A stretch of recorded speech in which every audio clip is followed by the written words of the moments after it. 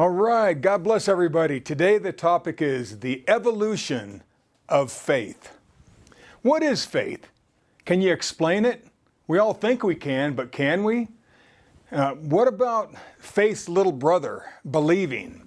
What's the difference between believing and faith? Is there a difference at all? Most of us know that both words are translated from the same Greek word pistis, but they mean totally different things. Or do they? Theologians and researchers have bitch-slapped each other for years over the meaning of these words, shielding themselves from the theological counterpunches with their impervious academia.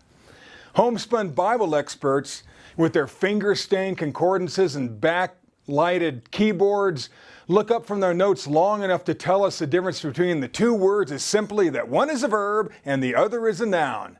Thanks a lot, buddy. You know, if it were so simple, why have churches and denominations split over the meaning and application of this word faith? Why has blood been shed and murders committed? The internet is constipated with theories trying to explain faith and believing. Is faith by works or is it a gift from God? It depends. It depends on timing and your definition of faith. What did faith mean in the Old Testament? What did faith mean to the Greeks? How did Jesus teach faith? How did Paul explain faith? What does faith mean today? Faith is simple in its complexity and complex in its simplicity. Faith changed the world. Faith makes the invisible visible. Faith moves people, and people are moved by faith. Without faith, we cannot please God, yet with it we can move mountains. The human race has been saved because of faith more than once. Armies have been stopped and genocide averted. The dead have been raised, beasts have been throttled, the effects of the burning fiery furnaces have been quenched, all by faith. Faith in action also attracts attention and opposition, resistance, and fear, which manifests into loneliness, hardships, bullying, beatings, and sometimes death for those who live by this faith, those who make visible the invisible. Faith defies the social equilibrium. Now, once again, I ask you, what is faith? Now, songs tell us we got to have faith. Moms ask us to have a little faith. People pry and ask you if you're a person of faith.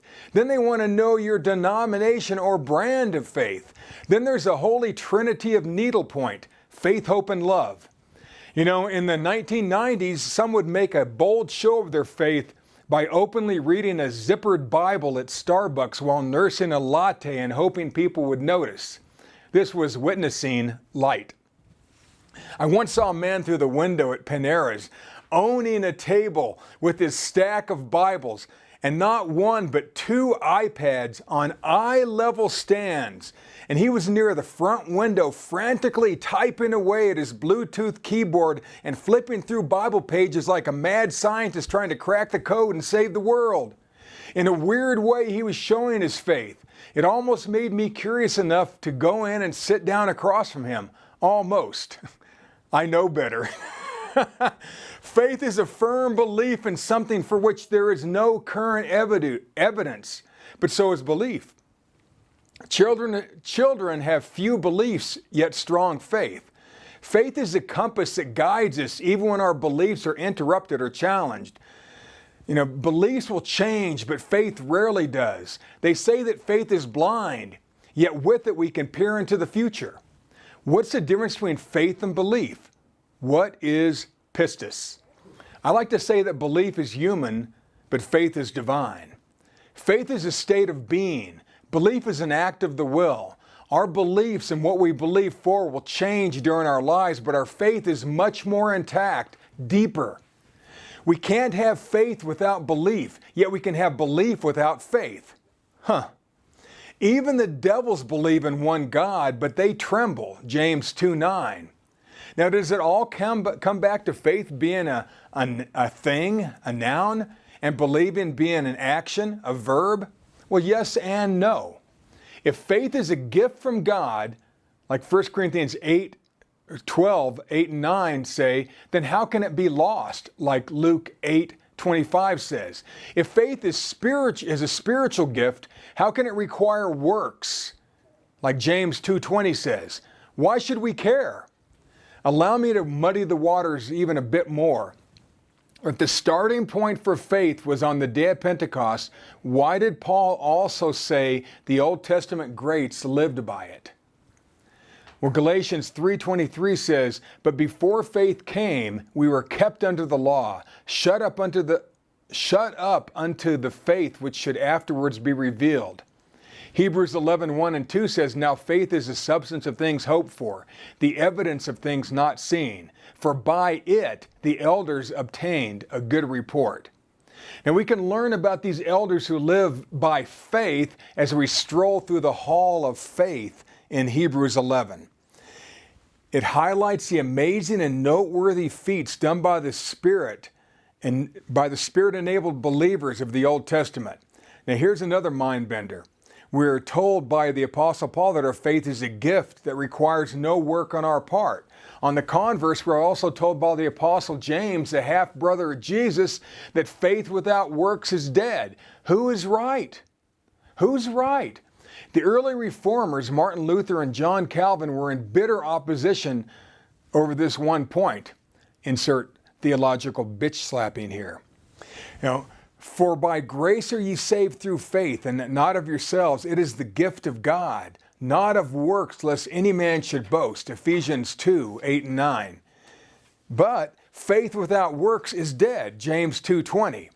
Now, Paul speaks of faith that requires no works, and James clearly mentions works. Which apostle is correct? For the moment, let's say both. Now, here we are again, circling all the way back to differences in the word that we call faith. Could the answer be as easy as semantics? Could the difference lie in the timing of how the Spirit of God transitioned? Again, I ask you, what is faith? Belay that. What is the evolution of faith? So now the evolution of the word faith. Now faith is a word in the making. Like many words, it changed in meaning and usage over the centuries. Faith does not mean the same to us that it did to the Hebrews, the Greeks, the Romans. It doesn't mean the same to us that it means to our churchy friends. After this teaching, I hope faith takes on more color for you, too. So modern secular. The Cambridge Dictionary describes faith as, quote, a high degree of trust or confidence in something or someone, a particular religion or belief in God, a feeling of trust that something will be successful, that people will do what they promise to do, etc. End of quotes. Now, Bible study. The above description is the basic definition of faith or belief in every Greek concordance too. It's the exact same translation. And remember, this word pistis and its derivatives encompass both the words faith and believing. Only knowledge of the Spirit and being keenly aware of the context can separate the herd. Now the Greeks couldn't just have a cool word like pistis or faith. They just had to explain it with a metaphorical spirit being to drive the definition home. In Greek mythology, pistis was a spirit person who personified trust, honesty, and good faith. Legend has it she was one of the good spirits who escaped Pandora's box and fled back to heaven as fast as she could, abandoning we humans. Her Roman name was Fides, or Fides, a word which you Marines know all too well, semper fidelis, always faithful. Now, I once read that the Greek mathematician Pythagoras loved his perfect number 10 so much that he named it, the number 10, pistis. He was so into 10 that he would not congregate in groups larger than 10. He believed in the power of 10, his pistis. The word pistis has her hands all over Aristotle's teaching on rhetoric, which is a style of oration. In classical rhetoric, pistis means proof, belief, or a state of mind. You see, Aristotle taught that the art of rhetoric public speaking should be able to change the listener's mind and produce pistis, or trust, or belief. He thought that rhetoric should be able to get people to believe what you were talking about. Now think of the art of persuasion in law school that they teach him, or debate club, or effectively flirting at the bar or gym. It'd be the same thing, I guess. Some of you are taught there's no such thing as faith in the Old Testament, and you're already turning off on me. Well, then why did Paul donate an entire chapter of Hebrews to Old Testament type of faith? Now, I know you were taught that faith in the Old Testament should be translated faithfulness. I agree in part, but agree to disagree as well. Hebrews 11, 1 through 3. Now faith is a substance of things hoped for, the evidence of things not seen. For by it the elders obtained a good report. Through faith we understand that the worlds were framed by the word of God, so that things which are seen were not made of things which do appear. Now by faith the elders obtained good report. Does it sound like they didn't have any faith in the Old Testament? People still talk about the exploits in the hall of faith of Hebrews 11. Now, I've already explained the secular Greek and the modern Christian version of faith. They're more along the lines of belief than faith. They don't require the Spirit of God, but they do require belief, trust, conviction, and focused action over time. To explain the evolution of faith, we need to break the word faith down into a few basic logical time chunks. One is the Old Testament meaning. 2, Jesus and the Gospels. 3, New Testament. And 4, after the gathering together. Now Hebrews 11:6 says, "But without faith it is impossible to please him. For he that cometh to God must believe that he is, and that he is a rewarder of them that diligently seek him." Now some of you are thinking, Mark, don't get ahead of yourself. Hebrews 11 is talking about believing, not faith. Is it? Does all believing please God? Maybe. If so, do all beliefs please God? No. There's a lot of beliefs. There's a lot of things that people believe for that have nothing to do with God. So it can't be talking about believing, no matter how much you've had that drilled into your head. This Old Testament faith must be something different. Faith is bigger than believing. Hebrews 11, 39 through 40. "And these all, having obtained a good report through faith, received not the promise. God having provided some better thing for us, that they without us should not be made perfect." When we believe, we receive. Faith is different. Faith is connected to hope and will not be fully realized until we meet up in eternity. The evolution of the word faith has changed secularly and spiritually. We're more concerned with the spiritual definition here. The faith we're interested in is spiritual. There's a spiritual kind of faith. So what is the spiritual evolution of faith? Well, faith is a word that's morphed over the years but never really changed. It adapted, it evolved, it grew legs and lungs, but still is faith. As the Spirit of God within man was upgraded, the definition of faith also had to upgrade. Paul saw this, or should I say God revealed to Paul that faith had morphed into a better, more stable version of itself. Now I'm going to pull all these strings together now. I've said a lot of things. First, think of faith, true godly faith, as being tied to the spiritual. Faith has always been more than the soft, pudgy definition of trust, which is confidence, belief, fidelity, and faithfulness. Faith now has a hard body. Faith is now unchangeable until the next upgrade. Now, gone are the days that faith can be lost, and gone are the days that spirit can be lost. If you think about it, those of you who understand how to operate the gift, this is going to make sense. Now, there was a time when the Spirit of God could be lost or removed from a person. That was a time faith could also be lost. And that is not the case today. Faith cannot be lost, removed, stolen, or given away, and neither can your spiritual connection with the Creator. You are right as rain, and you're as righteous as rain. You know, the Spirit of God and the faith that's attached have gone through a series of iterations, changes, upgrades, or evolutions. True faith is always tied to the spiritual. Sure, anyone can have secular faith in someone or something. Anybody on earth can do that. Anyone can believe for something, but that's not the special kind of faith, the evolving type of faith. So, first, first it was just God who is a spirit. You see, Genesis 1:1, Hebrews 11:3. So now I'm trying to connect here that faith is spiritual. Faith is spiritual.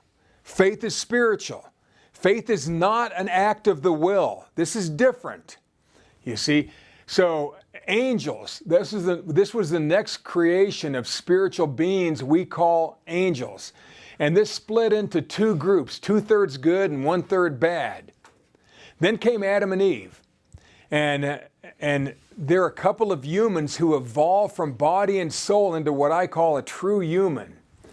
A people of body, soul, and with the addition of spirit. And they have the first true connection with God, but they gave it away, Luke 4:6. Now the Old Testament. And there was a time where certain people were given different measures of faith. And sometimes it would be given to complete a task and then the Spirit was removed. Certain artists were given a measure of faith to help build the temple. Prophets were given varying degrees of the Spirit. You see, Elisha even asked God for a double portion of the Spirit, and he got it, 2 Kings 2:9. He did exactly twice the miracles that his mentor Elijah performed.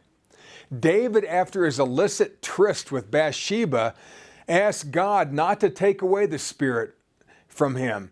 And he knew that the failed King Saul had lost his spiritual connection.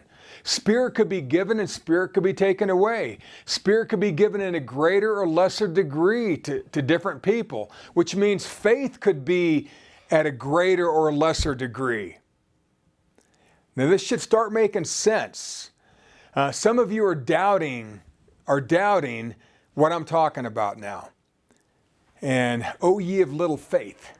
You know, hang in there with me for a few more minutes. Now in the Gospels, Jesus was given the Spirit without measure. John 3:34.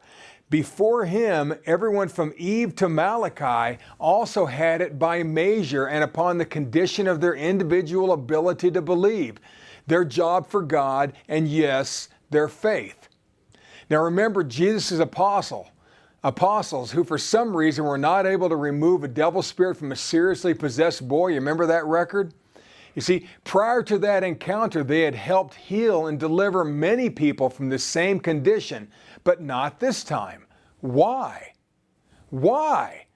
Now look at how Jesus perfectly separated the words unbelief and faith, which are both translated pistis. Matthew 17:19 through 21. Then came the disciples to Jesus apart and said, Why could not we cast him out? And Jesus said unto them, Because of your unbelief, or small believing. For verily I say unto you, if ye have faith as a grain of mustard seed, ye shall say to this mountain, Remove hence to yonder place, and it shall remove, and nothing shall be impossible unto you. Howbeit this kind goeth not out by prayer and fasting. Now I know a lot of you have been taught that this is talking about believing. This is bigger than believing, folks. Jesus is telling his disciples that what they have here is a belief problem which can be countered with faith, even in small amounts. Believing can move mountains, but faith is bigger, deeper. Faith is eternal and connected to the level of spirit they were able to handle at that time. You see, prayer and fasting are lifestyle. And the apostles' lifetime lifestyle and personal commitment limited the amount of spirit they were able to handle before Pentecost, which limited their ability to help, which limits their faith. Okay, I know this is a lot to take in. Just hang in there. Even today, heart and lifestyle, which you could call prayer and fasting, affects our ability and desire to walk by the Spirit. You know, 1 Corinthians 7:5 and Galatians 5. Why do some people move like crazy for a while and then they do nothing for years and years? Why, after Acts 19:20, in the book of Acts, did almost nothing ever happen again? But before that, it was signs, miracles, and wonders. What was the difference? So now we're going to talk about after Pentecost. And like I said before, beliefs can change and will change during our lifetime. You know, what those people believed about themselves and about the group changed. And that's why they were not able to do what they normally could do. You see, because faith was different. So after Pentecost, things change. Since the day of Pentecost, faith can't change and never will until the next evolution of the Spirit. Then faith will change again. And we'll get to that in a minute. Now, once you're born again, your beliefs cannot affect your faith. I'm going to say it again. Once you're born again, your beliefs cannot affect faith. But beliefs will affect your lifestyle and your desire to serve with power. Think of incorruptible seed, 1 Peter 1:23. Now, today, if a believer says she has lost her faith, it simply means that her beliefs have changed. Beliefs can change, but our faith won't. Our faith can't. Because it's spiritual. It's spiritual, folks. Remember those devils of James 2 who believe in one God and tremble? They once stood with the one true God, but their beliefs changed and they followed Lucifer. Did you know spirit beings are able to believe? They have belief systems too. They change their belief system. The reason they tremble is because deep down, even in their current darkened state, they know what will happen to them in the future. They absolutely know it. Hence the essence of faith. Faith is deeper than beliefs. Deeper than beliefs. Faith is the long game. Belief is temporal. Faith is eternal. Faith is, and then I ask you, if faith is eternal, it must be spiritual, mustn't it? If faith is eternal, it must be spiritual. Now I ask you again, in summation, I ask you again, what is faith? Now we know that faith changed the world. Faith makes the invisible visible. Faith moves people and people are moved by faith. Without faith we cannot please God, yet with it we can move mountains. Faith is spiritual and always has been, even in the Old Testament, even in the Gospels. Faith evolved. It progressed from the powerful, sporadic faith of the Old Testament to the rock-solid faith that came to us in the gift of Holy Spirit because of Jesus Christ. Have I mentioned yet that faith is spiritual? You see, the Greeks thought of faith as fidelity, trust, confidence, and belief. They even made a god out of faith and called her pistis. But God took this great word and injected it with spiritual steroids. Faith is and always has been tied to the Spirit of God. Faith or pistis can be translated belief or believing. You know, this is not spiritual. Everyone on earth believes. Anybody can believe. Anybody. Everybody has to believe. We all have to believe in order to receive anything. No matter your race, your religion, your age, it doesn't matter. Believing is an uninterrupted mindset combined with the perpetual action toward an object. See, belief is just that focused mindset with action. toward what you really want? And can you get what you want with believing? Can you? Sure you can. You see? It's the importunity of a friend who wanted bread. That overly persistent asking, that's believing. It's that judge who listened to that woman in the Gospels, and he didn't want to listen. He didn't like God, and he didn't like people. But this woman just kept coming to him and kept coming to him and kept coming to him. Finally, he intervened on her behalf. That's belief. You go after it, you go after it, you go after it until you get it. Faith is not the same. Faith is more than a noun or a verb. Faith is spiritual. I think I mentioned that. Faith is spiritual. Faith is forever and always tied to hope and love. 1 Corinthians 13:13. It's always going to be tied to hope and love. Faith is. So get out your cross-stitch needles, your journal, or your laser engraver. See, there's only one thing greater than faith in the universe. And it's because of what we have in Christ, and that is love. That's agape kind of love. That's the kind of love that requires no reciprocation. It's just one way. I am going to love. I'm going to think love. I'm going to be love. You see? So why does God call love greater than hope and faith in 1 Corinthians 13? And this is interesting. It talks about these three. There's these three. There's faith, hope, and love, and the greatest of these is love, right? We all know that. It's because faith as we know it will go through yet another iteration. The faith that we understand, that our faith in Christ is going to go through another change. It's going to go through another evolution. Why? Because the Spirit of God as we know it, and we with it, will evolve at least once more. Because hope is going to vanish once we receive what we hope for. Hope that's seen is not hope. Romans 8:24 says, if you get what you're hoping for, then it's no longer hope. Because hope will never be realized. And once it is, it's not hope anymore.